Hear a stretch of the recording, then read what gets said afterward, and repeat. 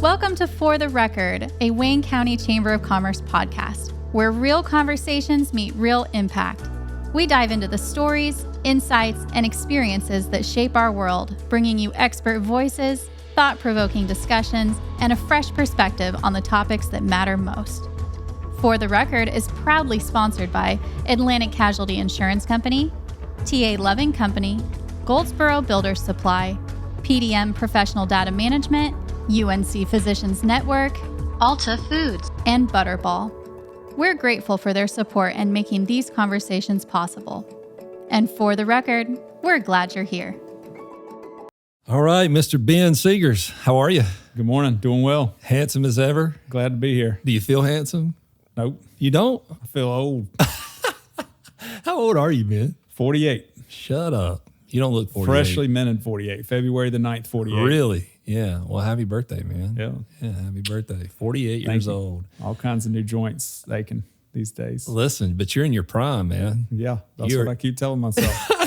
And everybody, you got to tell everybody. You remind them. This is the year. 48 dominate. 48 dominate. I love that. So tell us a little bit about who you are, who you're with, your family. Like, I know a lot of folks here in Wayne County know you, but tell us a little bit more about yourself. Okay. I grew up in Wayne County and born and raised here. Went off to NC State and got a business degree and graduated in 1999. And all through from the time I was 11 years old or so, I started working in that warehouse, sweeping the floor, sorting out nuts and bolts and fence ties. This is the Seegars Fence warehouse. The Seegars Fence warehouse, yeah. Uh-huh. So started in that at a pretty early age and have pretty much held all the positions through the company. But growing up in Goldsboro, went to Wayne Country Day for high school, but went to Spring Creek from 1st through 9th grade. So I was the last freshman class at Spring Creek, which was nice. All that went down at what's now the high school. Okay. And started dating Rebecca Taylor into my sophomore year in high school, and wound up marrying my high school sweetheart. So Rebecca and I have two sons, Ben and Gray. Ben he's 18. He's a freshman in NC State, and Gray is a sophomore at Wayne School of Engineering. So, and the DNA is strong on those. You can tell that Seegars is their name. You know what I mean? You can really tell. That's good. And so Rebecca, what does Rebecca do? You know, Rebecca is a pharmacist. She works at Wayne Memorial Hospital in the Webb Pharmacy, and she's been there. Ironically, 20 years. So wow. And how long have y'all been married? We've been married a long time since 2001. Yeah, don't mess it up. 24. That's right. We're coming up on 24. That's awesome. So that's good. You guys do, in addition to being Seegars Fence owners, you do a lot of things that when I think about you guys, these are some, I think about like y'all like to be outside. And talk about that. Like, tell me about some of your outdoor activities. Well, I mean, that's what my dad loved to do. And he took my brother and I all the time. And we just loved spending time outside. We got big time into scouting growing up and did tons of cool stuff, scouting outside and hunting and fishing. And now on the scouting stuff, because you guys are part of this, like the Tuscarora Council is like the local, council. Is that right? Mm-hmm. And I know that the Scouts nationally have been through a lot of different things, but the Tuscarora Council has been a very strong, like Boy Scout council for a long time. It has been strong, and they've posted great growth results even through this kind of interesting time in scouting. And COVID and the whole nine, I mean. Exactly. We've got a very strong council, and we got great supporters in this community. Yeah. But so many people in the community have benefited so greatly from scouting, and me being one of them. That's right. I would, it's a lot of who I am is because of scouting. So. Yeah. Nice. That's awesome. So you hunt, you fish. Now, I want to talk about your hunting and your fishing because it ain't like everybody's hunting and fishing. It's a little degree different. Is that fair to say?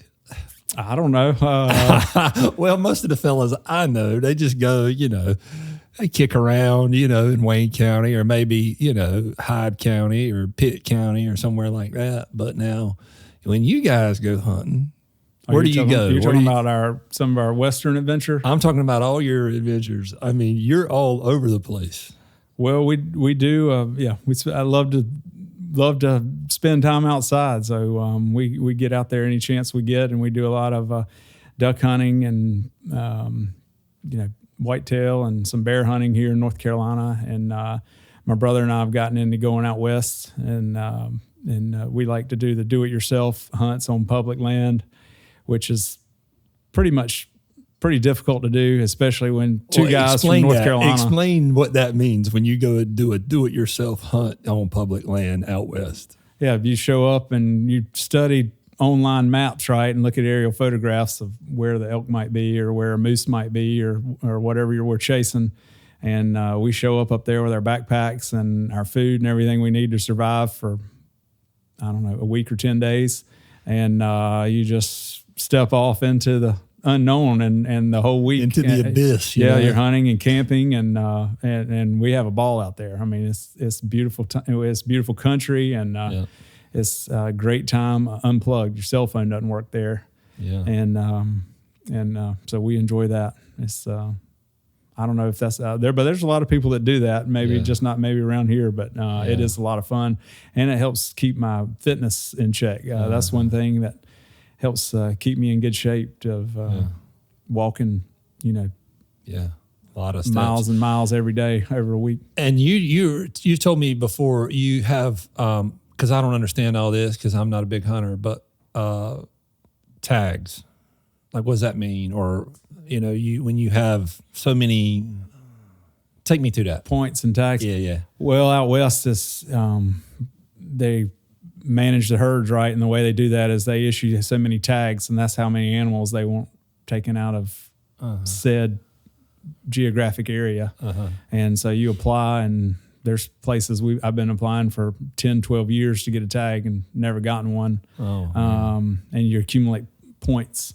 So there's some good trips to be had that I'm waiting my turn, so to speak. But so you kind of play that game and figuring out where you can get tags, and that dictates a lot where you go hunting in the fall. But you have to be serious and committed to because the application process for some places started in November of last year for this coming fall, and right now is when you're applying for all the tags to try to figure out where you're going to try to go. Yeah, well, that's what's up, man. That's cool. Well, I guess what permits all of that is the family business, right? I mean, you guys have been a company as synonymous with Wayne County as I can think of, and your family and that name.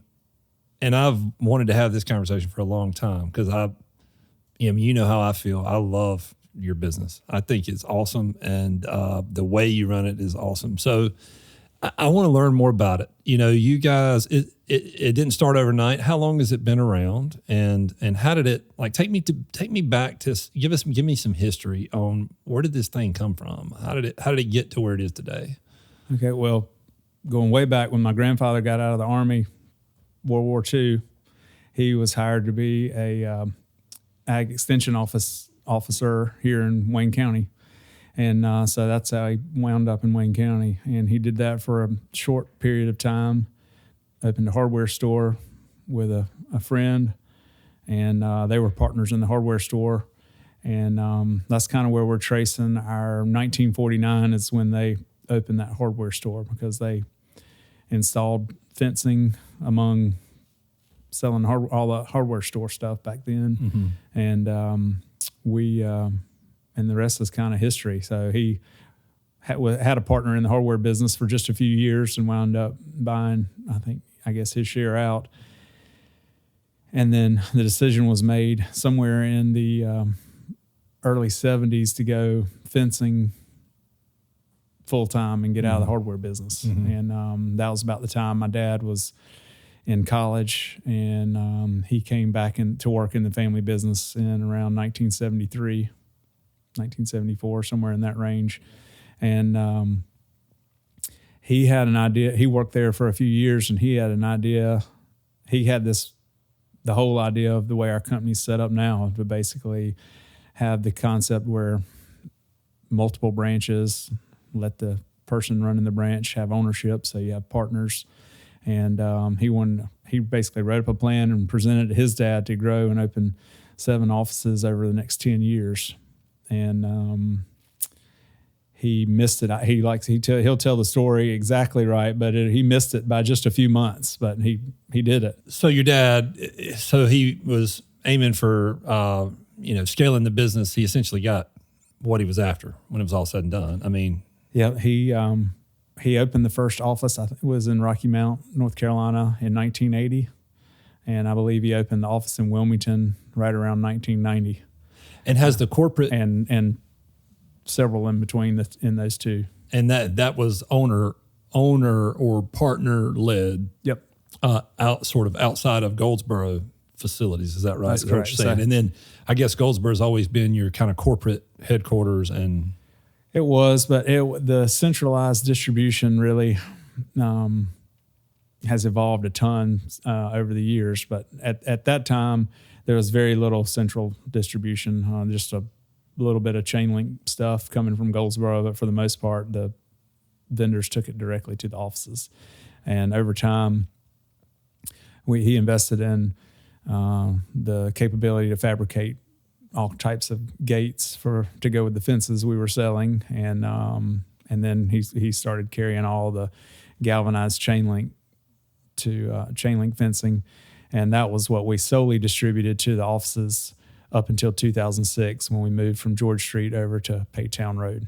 And that was a huge leap of faith and a huge step for the company, evolution of the company, because we essentially had to, he made a calculated move because, and he did have all the records to do so, but it's still a huge leap of faith when you go from having this much inventory to that much inventory and buying that place over there on Paytown Road and renovating it. And, he just made a huge investment. Right. He pushed all his chips in when he did that. And that turned out to be a great move because it has hugely strengthened the business and made it resilient. Profitability and things like that. Yeah. And the supply chain is very firm, even through, the COVID. Crazy times we've been through. We've been able to hedge against the market and get out in front and have great relationships with suppliers. So we've been able to have material when sometimes other people can't get it. Yeah, it's like you guys really went deep on your business. In other words, you didn't diversify so much of as a business. You took the core business of what you did and you made deep investments and deeply rooted what you did so that you control it. More control. You get to determine more of your fate, and I guess by default, your price and your competitive. That is a huge competitive advantage. Yeah. That's correct. Yeah. The take advantage of the economies of scale is obviously the number one reason. And the number two reason is the control of being able to have it. Right. And leverage, take advantage of the swings of the market. Is there, as far as competitors in the state of North Carolina, let's just say, are there other people who do what you do that way? Not really. Our competition is largely just regional. Right. If there's a pretty good sized fence company, they might compete with a couple of our branches, but most of our branches and most fence companies just compete with a guy in Raleigh. He's just pretty much in that Raleigh market competing with our guy in Raleigh. But there are some fence companies that compete regionally that we run into, and fortunately most of them are good guys and run a good business, and it's healthy competition. Right. But because of those steps you guys have made, it keeps your guys out in these other locations. It really does. That's a huge benefit to them, I would think. Against their competition. Yeah. Sure, absolutely. Well, they're part of that community. They're local. They're not driving from Raleigh to go to Wilmington to do a job. We're in Wilmington, so we're just going right down the road. We're part of that community. That's right. Yeah, that's great. And community has always kind of been a part of what you guys have done too.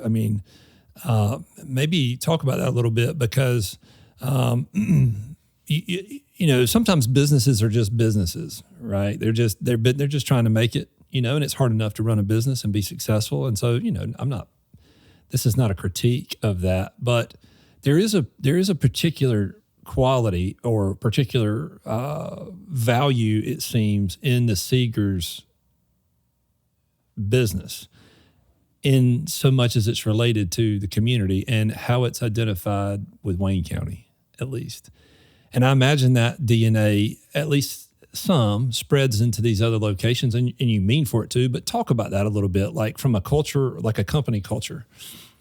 Well, yeah. Well, that's how I was raised. I mean, and that's what I firmly believe. I mean, your community is what supports your business, and that's where all the families and all your people that work on your team live and work and play. And we firmly believe that our success blesses others. I mean, and that means our team members and the communities that we exist in, because we want to, have a positive impact all the way around. We believe if we're winning, I mean, we want everybody winning. But to say that's how I was taught and raised. I mean, my grandfather he was the chairman of the board of the Chamber of Commerce back in the day. And he was very active in the community, and my dad's been super active in the community. And now John and Sally and Bobby and, other members of our team are all very active in the community because, we love it and we want to make it great. Yeah. I mean, and it's felt. I mean, I would say that from where I sit, the Chamber of Commerce, it is felt and appreciated. I mean, because, and it's not just like, I mean, it's one of those things where you guys don't have to do it.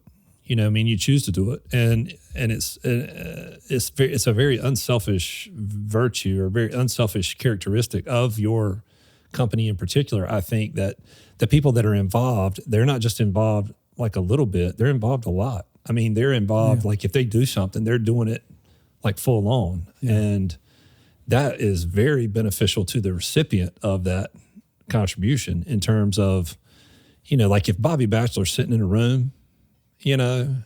Like, I don't care if we're talking about like a career fair or an expo. I mean, Bobby is trying to do the best possible experimental thing that occurs for a kid, and I just think that's cool. The fact that's the kind of quality that I think is representative of your brand and what you guys do. So I appreciate that. Now you're a family company, and that means a lot of different things. And I want to talk about that a little bit more personally, because your family you've had an interesting season, right? With your wife. How's she doing? She's doing great. Where does that stand? She's phenomenal. Just tell us a little bit about that. And then, I want to talk about what that means, a little bit more broadly. Well, about 3.5 years ago, I guess she was diagnosed with adrenal carcinoma, which is a super rare cancer in your adrenal gland. Right. And the odds are not good for that diagnosis, but praise the Lord. Yeah. Yeah. She's doing great. Doing it in a different spot. Yep. Now, I'm so happy to hear that. It was a pretty wild experience. And there's not a whole lot of explanation. There's not a lot of explanation for how or why we are where we are. There's just one explanation. Yeah. And in your determination, what's that explanation? The good Lord. Yeah. Yeah. I agree with you. It's sort of walking, talking proof that miracles do still happen. Absolutely. And faith and family has always been a valuable part of what you guys do. I know. But when you're going through that and you're a young guy you're trying to grow a company, and it's a demanding role. It's a demanding business. You're in the thick of it trying to still move the needle, You've got young kids. How does that get navigated? Well, thankfully, I had young kids, but thankfully Ben was 16. Yeah. So he could. That was huge. That was a huge probably benefit, right? But I mean, it is a testament to the strength of the community that's around you, right? I mean, my team at work, my family, my friends. the community here in Goldsboro. Yeah. I mean, it was all in effort, and just always, have faith. Yeah, that's right. And just, a lot of prayer, and it was amazing to see the needle move. It's. And I know, like I see this, the gratitude that comes from that, like what you learn about yourself and your company and your community and your marriage, your parenting, like on the other side of that has got to be pretty immense too. I know that you have a cycle that I think is unique personally. I've heard you talk about this before. Take me through your day. Like, in the morning. Yeah, your organized strategy for success is. So I get up. Yeah, I like to exercise. Get up and get my exercise done. And I realize that with children at the house, I mean, you can't work till 5, 6 o'clock, whatever, and then get off and go to the gym for an hour or 90 minutes. And then, I mean, you're just not going to have any relationship with anybody at home if you do that, because you burned your whole day up. So I get started at like 4:15 and 4:20 and wake up, and every morning I pray for about 30 or 45 minutes and read the Bible and just meditate on whatever I read. And then I go to the gym for about 90 minutes, and man, that's a game changer. Yeah. The first thing you do is say, God, I'm here. Yeah. Wow. Let's make it rain today. What do you want me to do? Happen, huh? Point me in the right direction. I want to go get it. Get after it. And it is, that's been huge for me. I started doing that, I think, in like 2014-ish. Huh. And ironically, I started doing it. I started the exercise hardcore because I wanted to get ready in shape for my first elk hunt. I didn't want to die on the side of the mountain somewhere. So the hunting was and nobody know where I was. Yeah. And one thing everything kind of packed on. And I realized too that, you can't serve the Lord. You can't serve your family. You can't serve your business if you're a liability, if they got to take care of you. So, I mean, you got to take your first responsibility is to take care of yourself. Yeah. So you can serve our Father and serve your family. And that's kind of amazing to think about that, that decision to take care of yourself in some ways prepared you ahead of time for the personal journey that you would go through. And if you think about that in a lot of ways, I mean, like you were better equipped than you would have been. Sure. Like spiritually and physically, right? I mean, that's kind of powerful. Yeah. We have our morning meeting every morning, and I'm like, God, I don't know what your plan is here, but I don't like it. Yeah. Not a big fan. Right. Is there a B? Is there a plan B? We've got to follow up if there's multiple choice. I'd like to weigh in. Right. So you and I are part of something else that's, I think, pretty impactful and related to this is C12. Yes. Explain what C12 is, So C12 is a Christian peer group that's comprised of 12 business leaders, like the 12 disciples, such as kind of what the model is. And they're are not business leaders, business owners and leaders, I guess you should say. But we get together every month and study scripture and study some business principle. And then a large part of the day is spent where one of the members presents their business. And the whole point of that is to everybody else in the room can gain ideas about what's working, and then they ask for advice on things they're struggling with, and 9 times out of 10, somebody in the room has walked down that road or something close to it. Oh yeah, and can give some priceless wisdom and how they handled the situation and how it worked out, and we have some awesome discussions about all kinds of things, not just business. I mean, family. Yeah. It is wild. Those rooms. I've only been in there since May, and what a gift it has been. Because it's like, I mean, those rooms are not like any other room that I have been in. Like to hear exactly what a successful business in most cases is walking through, like to kind of see under the hood. This is hey, look, we're successful, right? But this is what we're after. Right. And this is where we're winning. This is where we're struggling. here's the questions that I'm trying to figure out. And then to have a group of other really smart people and really caring people provide trusted counsel and to watch that play out, man, it is awesome. very meaningful. It's powerful. I joined in 2011. Yeah. And wow.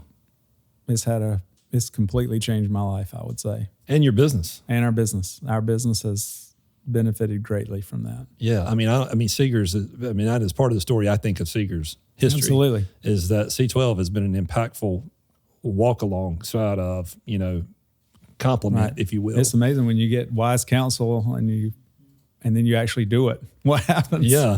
And that's kind of an old value, right? I mean, like that's not a new it's value. Not, that's an old value. It's not complicated. It's just so you get some the smart hardest people part around is finding the smart, genuine people that want That's to help right. you and love you and want to see you do great. That's right. And then do it.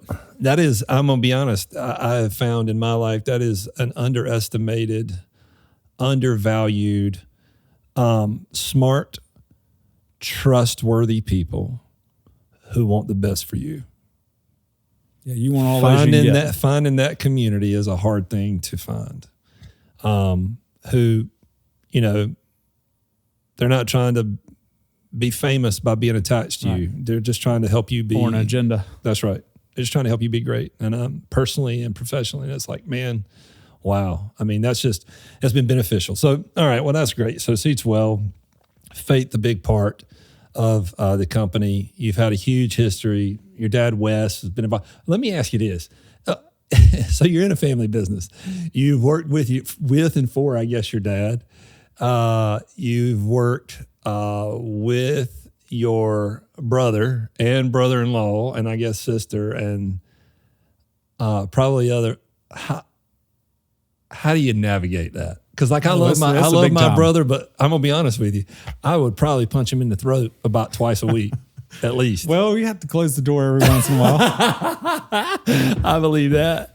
Yeah, that's good. It has its moments, but the cool thing about John and Bobby and I think all of us, my blind spots are John and Bobby's strong spots, and all of them are. None of us are perfect. Are strong in the same areas. So by bringing the three of us together, we really are very complementary of our weaknesses. And how's your dad involved? Is he still involved? Like, how does that work? I mean, he is. My dad is. He stepped away from the company from a major responsibility role in 2017, and but he maintains the office up there, and he's still active at the North Carolina Wildlife Resources Commission, and we're big on strategic planning. We love to make a plan and then relentlessly pursue it and go after it. And we have basically a leadership meeting every Monday morning for a few hours, and my dad loves to participate in that, to hear what's going on with the company and weigh in on things. And also Homer Pike participates in that as well. And Homer was my dad's first partner in that Rocky Mount office in 1980. Wow. And he retired and got completely out of Seegars for a while. And we brought him out of retirement as our CFO about the time we moved to Paytown Road, so 2006, 2007. So, and he's still serving in that capacity. He's he works three days a week, comes in at 7, leaves at 3. So a little bit of a pulled back schedule, but still, I mean, we love, again, have a trusted, wise counsel. What we were talking about a few minutes ago, those two guys, they love everything about it, and we love having them around. And so your leadership team now consists of what? Like who? My leadership team right now in Goldsboro is Bobby and John and I, of course, and Veronica is Veronica Acox. She's a vice president now. She's been kind of our office manager, but all the office managers and all the branches kind of roll up under Veronica. And she's been around with you guys for a while. Yes, she has. She's been a critical part. Yes, she has, and she's amazing. So shout out to Veronica. Absolutely. Yeah. And then Stephanie Thomas runs all the order pulling and distribution side of the business. And then we have Brad Wells, who's our IT, and let's see, you put me on the spot now. I'm going to leave somebody out, and that's okay. They're going to get upset. Yeah, we'll pray for them. You know. But Bo Daughtry is our production manager and runs the whole.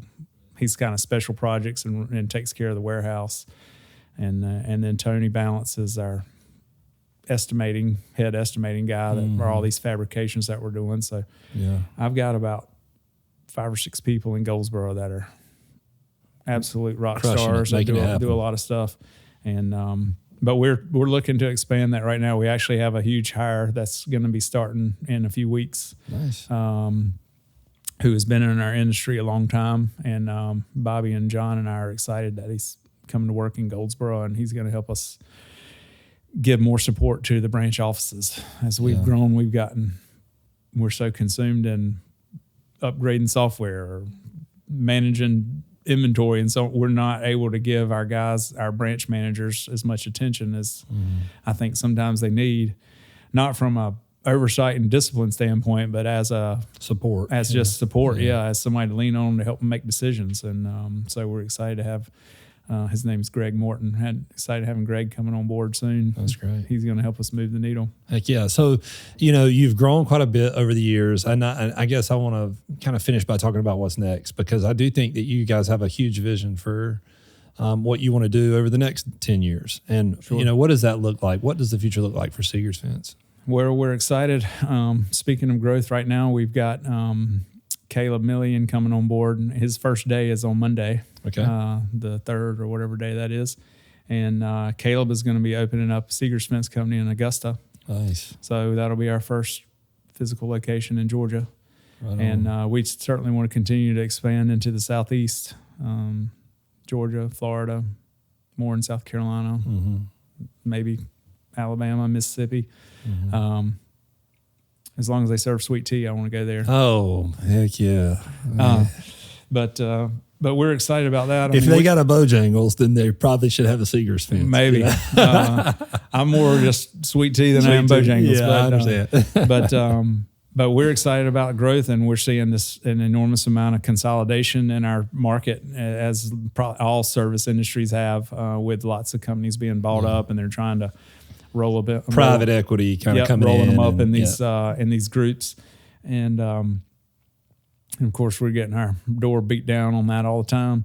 But what we're seeing is, and it's also happening on our supply side, and as this is happening, we're seeing these guys coming in and they're saying, they're painting this rosy picture, and then after a little bit of time, they start managing by the numbers, and they don't appreciate the industry. They don't know much about it. And we're seeing, and they're just trying to capitalize and sell it anyway, probably. I mean, frankly, I guess, I don't know what their long-term motives are, but we're just, I think we want to be the old school, family owned and operated business, not private equity. That's how we're going to differentiate ourselves in the market.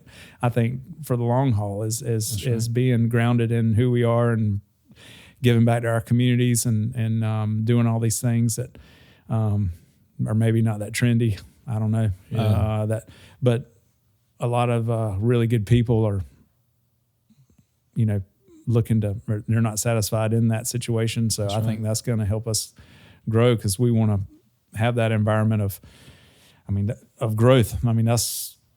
I think that's one of the strong suits of Seegars, is we have that pay for performance incentivized program where we share our profits of the company. So it creates incredible alignment, and it also creates incredible opportunity to earn income to take to the house. So I'm guessing that's a big part of how you, the strategy for making that happen is workforce related. You got to have talent, and you incentivize that talent through the pay for performance and shared equity or shared ownership. And I guess the competitive advantage of value-based, family-owned, being a local business in each of the communities that you go into. And it's kind of crazy, because I guess if you go into Charleston or Augusta or, some of these places, I bet I'm not sure they still know what it's like in some of these places to have a local, like family owned business. I mean, it's a more rare, Right. and so there is a distinctiveness to it. It would seem.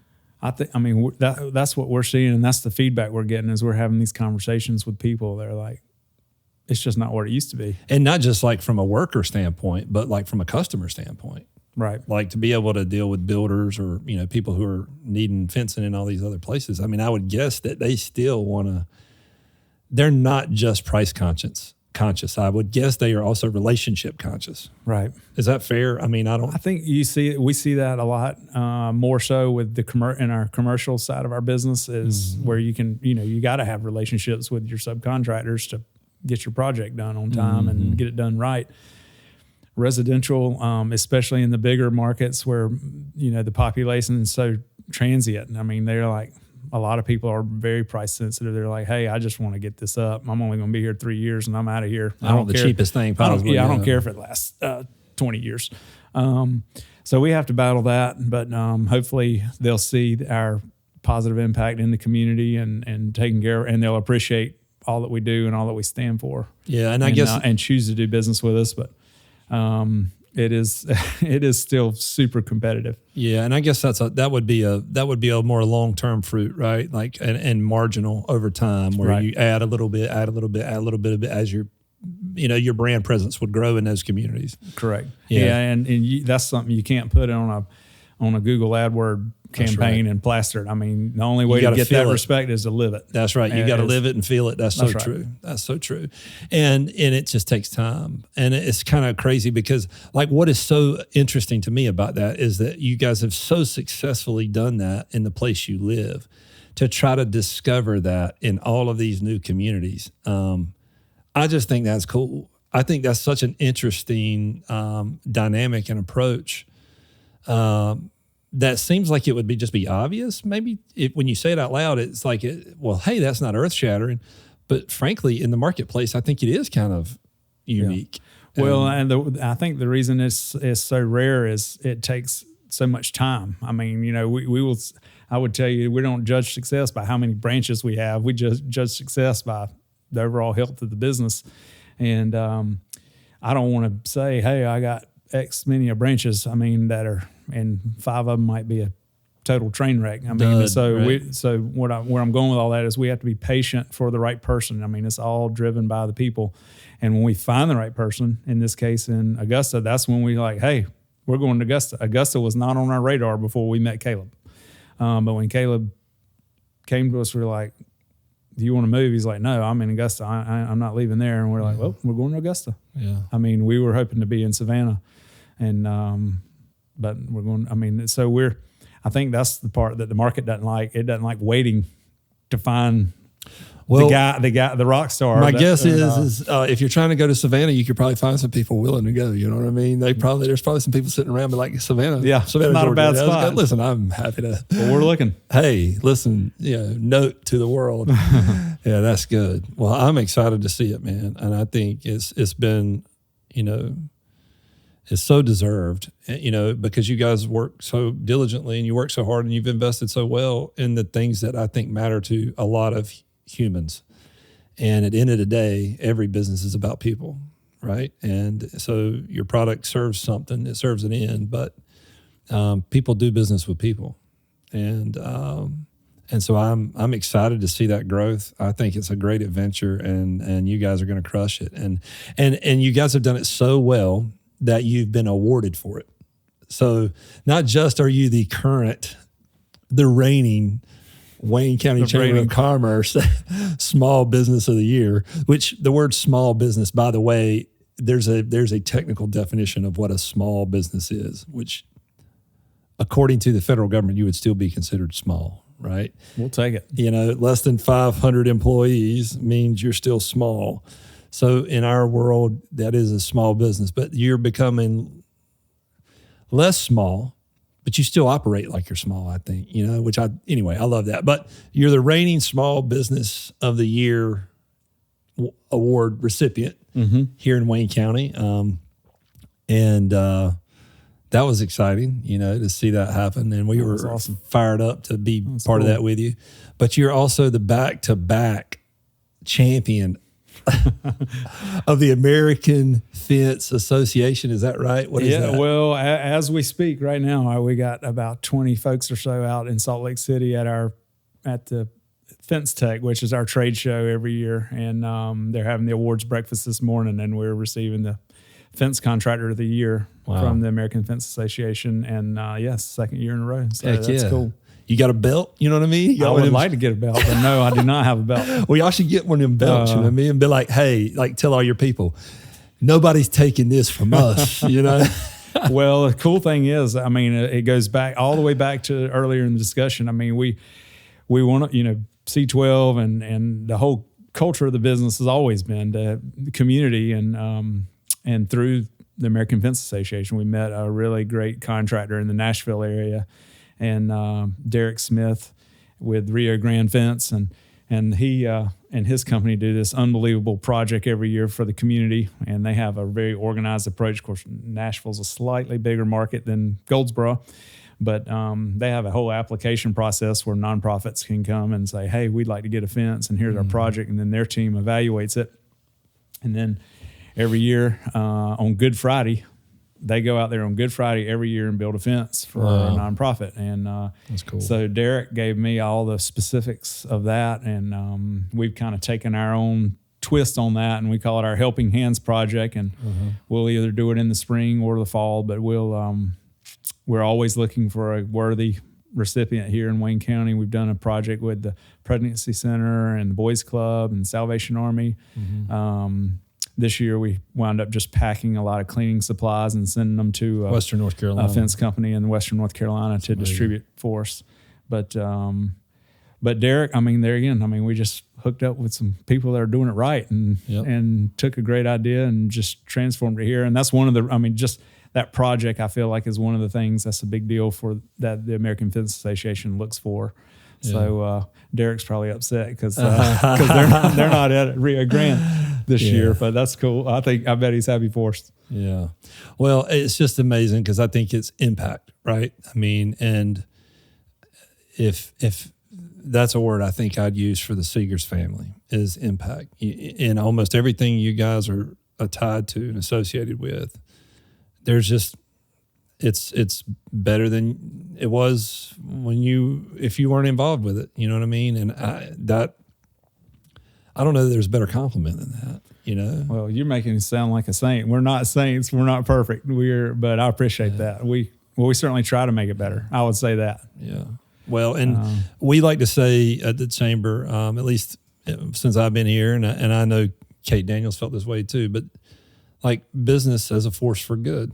Like, we don't, I think that value has been lost to a great extent by a lot of folks, but it's not been lost by everybody because there's a lot of businesses in Wayne County that I know live by this to this day. I would agree. But that there are things that you can't do simply as an individual that because of business, if your business is a values-based entity, can really still move the needle. It can have an impact beyond just, it has an impact on the business itself, the people who work there, the families associated with it, your customers, but it's also the community that it's in.